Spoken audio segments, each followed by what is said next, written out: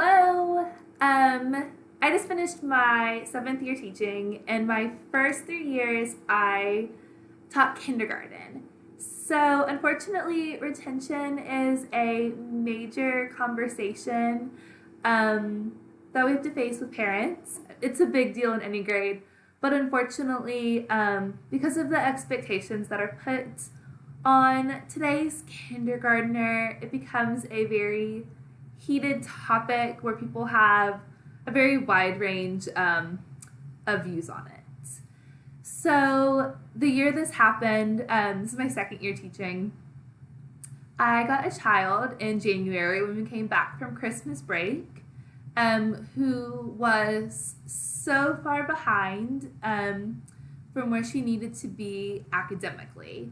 Socially, she was absolutely fine, but academically, she was very behind. Didn't know letters, letter sounds, basic number sense, and this is already in January.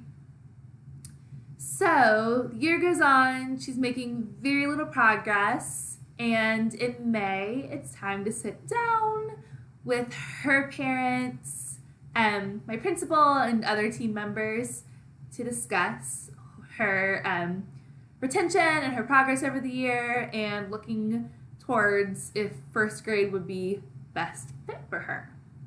This meeting did not go well. It did not end with her being retained, which she really did needed. She actually ended up being retained the next year, so this could have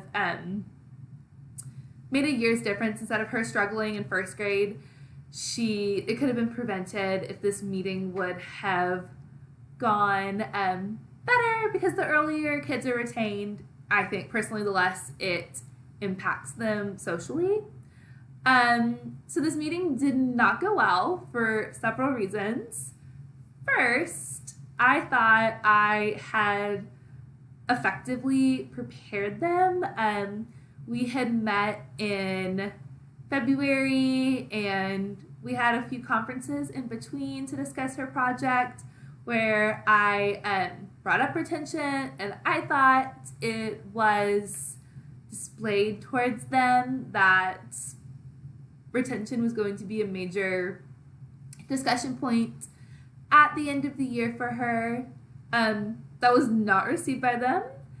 Clearly, I did not effectively communicate that because they felt bombarded during this meeting.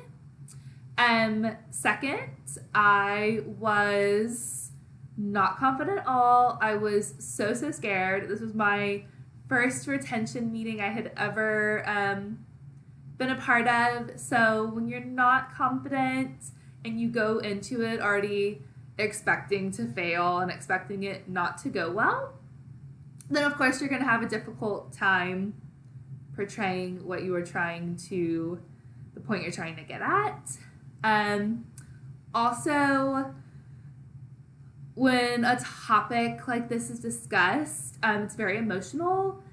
So I could have done a much better job delivering her struggles and her not making progress with more empathy. Because when it's a difficult topic, I think empathy is so important to make sure that that is at the center point to communicate effectively.